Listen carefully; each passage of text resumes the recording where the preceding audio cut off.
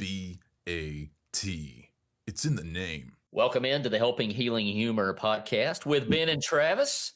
Well, today's episode, we're going to talk a little bit about commitment and maybe getting a couple of wins, easy wins to start off 2023 and get some momentum going. We'll have that conversation with me, Ben, and birthday boy, Willard Mahan, right after these messages.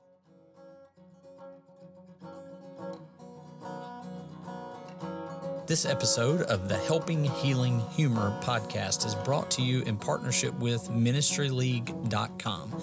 We would love for more people to discover this show, so please rate and review us on iTunes or your podcast provider.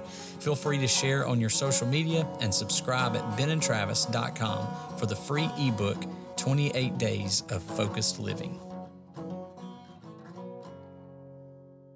I'm Travis Creasy. That's All-Pro Counselor Ben Hayes.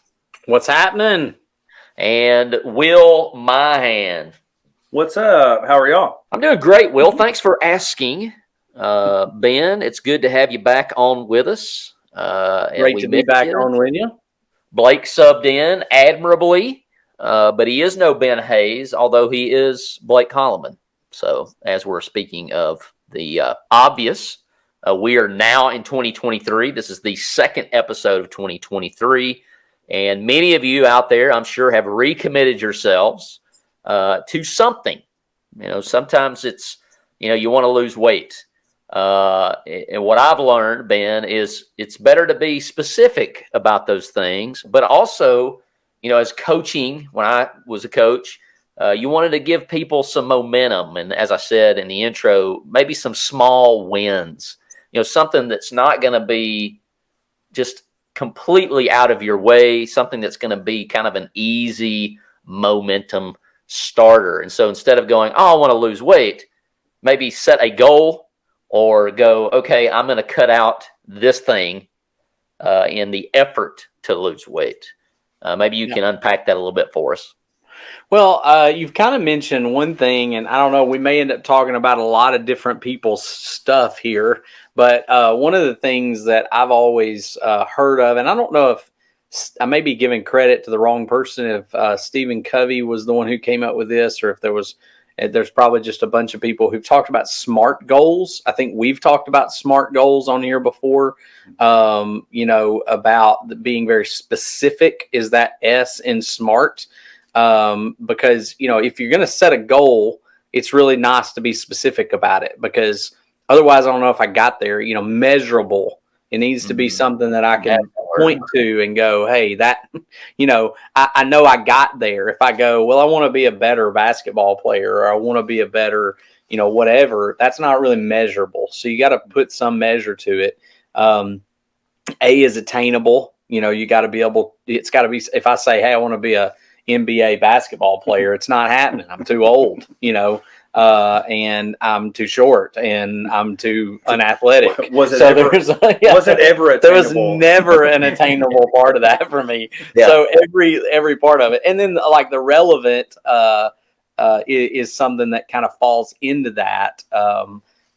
There's some things that I could attain, or I could have attained at one point, but may not be relevant for me. A kid goes, I want to be the president this year, and they're 4 years old or 10 years old. It's not relevant to them at this point. And then time sensitive, put a time on it. I want to be better or do something by this time. I think the thing that kind of gets us with these resolutions, it gets me, is it's such a long time. Like a year is a long time.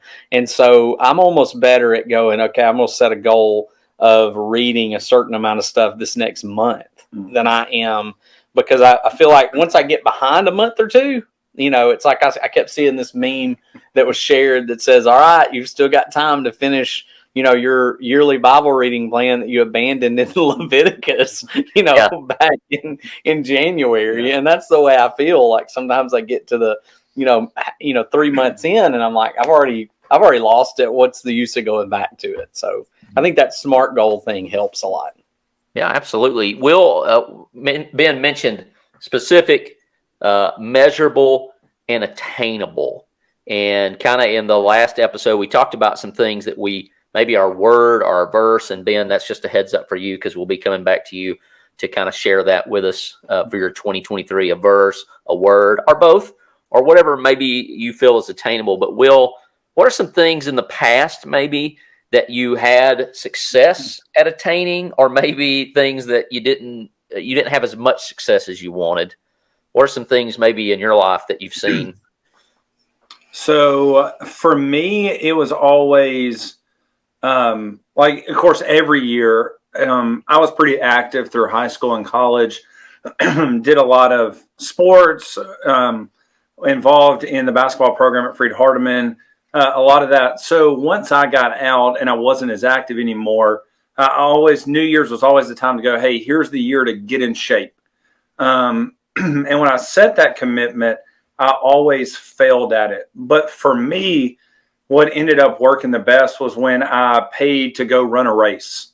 That's when something was attainable to reward myself.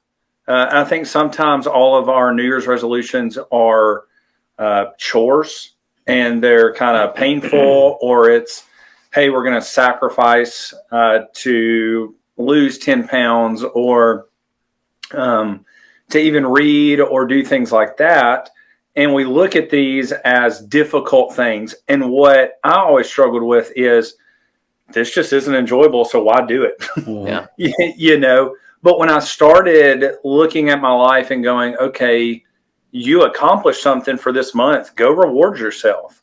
I remember the first half marathon I ran, I told Lindsay, I said, if I'm going to do this, I'm going somewhere. Like, I'm not going to Jackson, Tennessee, 30 minutes down the road to run a half marathon. So we flew to the Grand Canyon, and I ran a half marathon out there. And so what I've noticed in my life is when there's something to reward myself, to take some time to take care of me and do something I want to do, I'm a whole lot more energetic towards reaching that goal. And when we're recording this, yesterday was my birthday.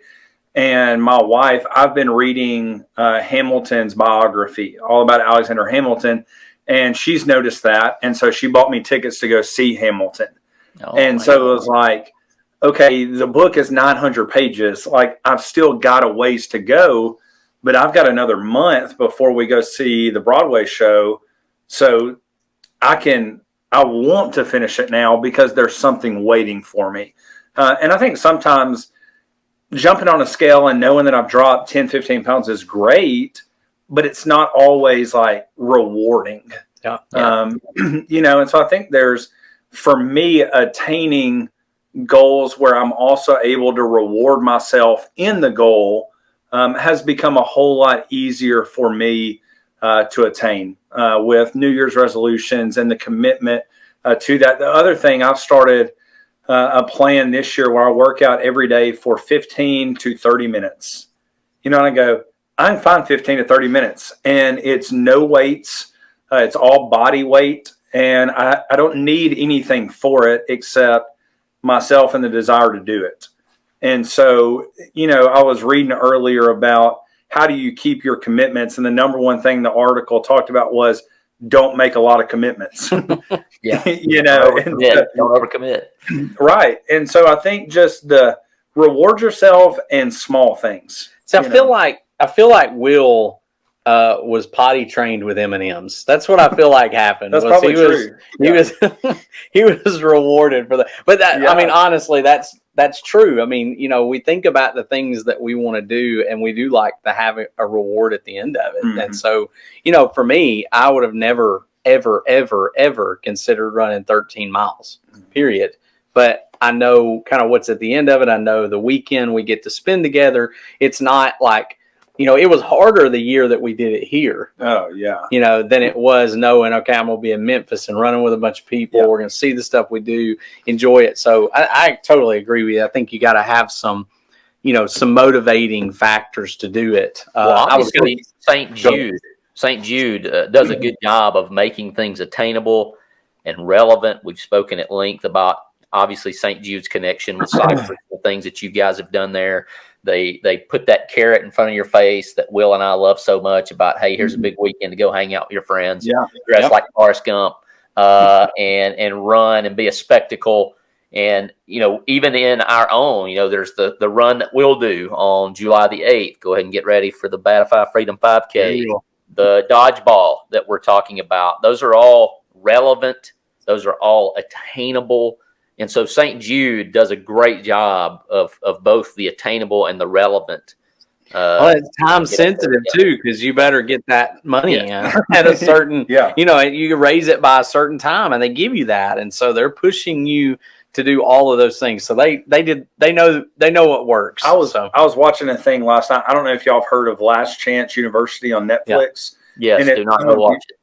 Do what? Do not go watch it. Yeah, it's not the most Christian-based show at all, but I was watching the coach, because the coaches of those shows are very interesting to me because they're working with very difficult circumstances, players, all that. And the guy that was coaching the basketball team said, we can either dangle the carrot in front of you and you can see your future. You can see the goals of getting out of this community college, going to play Division I where you want to be, or we can beat you with a stick like they beat the ox with the stick, and we can make you do it.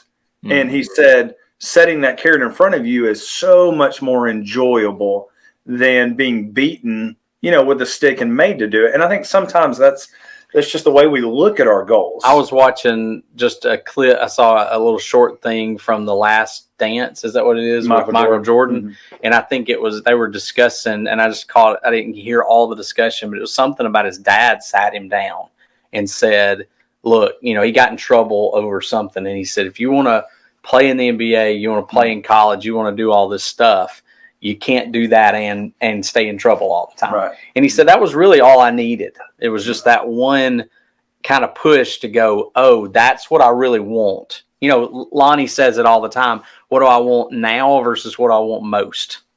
And having that focus of what is something I really want? What is something that's motivating to me? Finding your why. We're going all over the place with this podcast, but finding your why, finding the thing that motivates you is huge in that. I was going to share the concept from, I think it's BJ Fogg, that does the BMAP.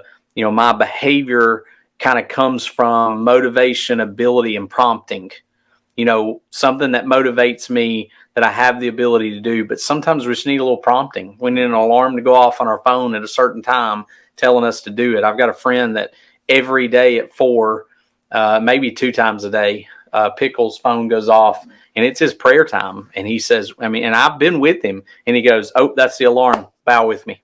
He said, I knew I needed to pray more. And so I set it as a time. And when my alarm goes off, I don't care if I'm in the middle of work, if I'm doing whatever else, I go, hey guys, stop. We got to pray for a minute. And he does it. And he's been doing it for a while. So sometimes we just need that prompt that kicks us in. Well, we used to say it to our players, sort of along the Last Chance U. Do it right, do it light. Do it wrong, do it long. This can be as short of a session as it can be, or if you choose to do it the wrong way or don't do it with the right motivation, it's going to be a longer, teeth-pulling experience. And how many of us are praying? I know I'm not praying as though we are in a battle. I know that I don't pray nearly enough. It's been an issue for me for many, many years. And praying at meals and praying at church, not a bad thing at all. We should do those things. But if that's the only time, I challenge you to do the same thing. I need to do that. I need to set that prompt of, I'm going to go to God. And there is an aspect of it, of a natural, I feel like there's a conversation going on pretty much all day between me and God. I like that. But there's also, that idea of the SMART with the BMAP when it comes to speaking to God. And so the T, what was the T again on SMART? Time sensitive. Yeah. So just having a time that's set up and that, you're going to get it done by, or in that time zone or whatever. So I try to start at a certain point. The first thing I do when I wake up in the morning is I open that Bible app and I read the verse of the day. It's a quick hitter. I probably should meditate on it more, but that's kind of what I've made my commitment, that the first time I look at my phone, I'm going to that Bible app, and then on to whatever other business I need to get taken care of. But man, has that come in handy? It definitely has its negatives, but there are definitely positives. The calendar app on there is a lifesaver as far as the podcast and just life in general. Get a nice little ding of, hey, you need to be doing this. But those are all great points. Ben, on our last episode, we had Blake, and we talked a little bit about 2023. What are you thinking? I know earlier today you posted your lesson themes for the year of 2023, maybe something along those lines. Is there a word, is there a verse or a song, maybe a hymn that you're kind of framing 2023 with? We kind of framed it up, and I really, we were talking about these ministries, the scripture ministry and seeking and serving and social, kind of all from Acts chapter 2. And as I was getting ready for that lesson, we've been struggling. We've been saying, well, it's about ministry and it's about this. And as I started reading Acts chapter 2, I realized that there was a phrase that was used twice. I think it's used in verse 47 and in verse 44 or 45. No, somewhere in there. It's a little earlier. He says, day by day, they were continuing, and doing the things and the apostles' doctrine and all that kind of stuff that they were doing together. And then again in verse 47, it says, and day by day, the Lord was adding to the church. And so that phrase of day by day, that it's, and I think that for me, I encouraged the kids in chapel this morning with that. I'm trying to encourage myself in that instead of looking at it the year, I just want to look at it as day by day. What am I supposed to do today? Am I serving today? Am I digging in scripture today? Am I seeking someone, reaching out to someone today? Am I fellowshipping with Christians today? And then day by day, thinking of it in a very small window, going back to what we said earlier, like make it a small window. I can do this today. Because when I start thinking about the year, it's overwhelming sometimes. Mm-hmm. But I just want to think about today. So day by day is kind of that's my theme, I guess, in the pulpit this year. But I'm trying to make that kind of my personal theme too. Is even if I messed up yesterday and I didn't do it, well, today I'm going to do it. So day by day.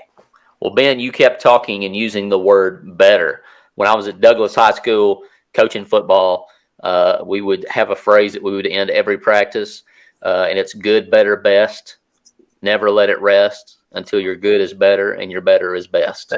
And so that idea of better is kind of our theme in our Facebook group right now. And if you are one of those folks that Ben's talking about, if you need that small time frame, we're taking it day by day in there as we study the book of Hebrews, 31 push-ups, 31 sit-ups, and whatever cardio that you can do. I'm trying to get a mile worth of cardio, whether that's running, walking, riding a bike, and I've been successful so far. So if you don't have a good Facebook group that's just positivity all the time outside of the Dislike Podcast, then we're the place for you. And if you're like me, there's plenty of stuff on social media that I can do without seeing. We try to provide a little corner of the social media atmosphere that is positive and encouraging. This episode of the Helping Healing Humor podcast is brought to you by Heritage Christian University. The mission of Heritage Christian University is simple. We aim to advance the churches of Christ by equipping servants through undergraduate and graduate programs. HCU produces effective communicators of the gospel, focusing on evangelism and a commitment to Scripture. Heritage Christian University offers the following degrees: Associate of Arts in Biblical Studies, Bachelor of Arts in Biblical Studies, Master of Arts, Master of Ministry, and a Master of Divinity. HCU is accredited by the Association for Biblical Higher Education. Since 1968, Heritage Christian University has offered affordable degrees in biblical studies, allowing graduates to thrive in their ministries without the burden of loan debt. For the spring 2023 semester, HCU is offering full tuition scholarships for all graduate-level students. For more information about Heritage Christian University, visit www.hcu.edu.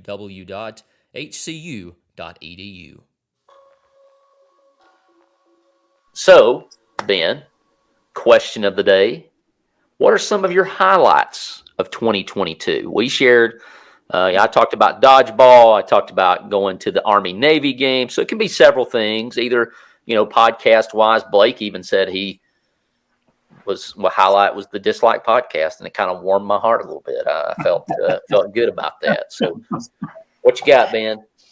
I would have to say there was a couple of things. We took a specific family vacation to Disney World with the kids. That was awesome. We enjoyed that and spending some time away. Disney's fun. We'll be paying for it for the next 40 years. But Disney is a great trip, and that was fun. But I think, man, I loved the beach trip this year. We took that with you guys and a couple of our sets of aunts and uncles, and your mom went. And so it was just, that was a really awesome trip and fun times. So far, I guess 2022, I've got a senior this year. So we're kind of, the highlight of him graduating, I guess, won't happen and for another couple of months, but starting that senior year off was a pretty cool highlight too.